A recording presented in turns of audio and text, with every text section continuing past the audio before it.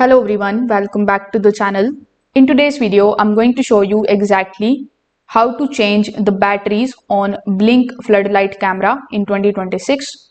Now, before opening the camera, you just have to make sure that the right batteries you have. So Blink Floodlight cameras require lithium AA batteries and not the regular alkaline batteries. So using the wrong type of batteries can cause the poor performance and the light not working issue. So to access the battery, you will need to simply remove the camera unit. For that, you need to gently twist or slide the camera out of its mount depending on your model. Do not pull forcefully as the mount can get damaged. If your floodlight is installed high, you can use a stable ladder for safety. Now, once the camera is removed, you need to locate the battery cover at the back. So you just have to basically press the latch or slide the cover open. You will see the battery slot inside.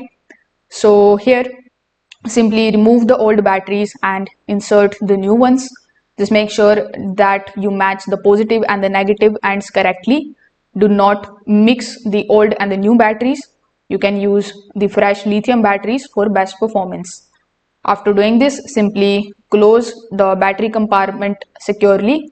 Now place the camera back onto the mount and lock it in position. Just make sure that it is firmly attached and facing the correct direction.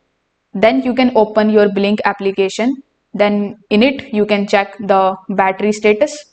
If everything is correct, the battery warning should disappear. So you can also test the motion detection and floodlight to confirm it.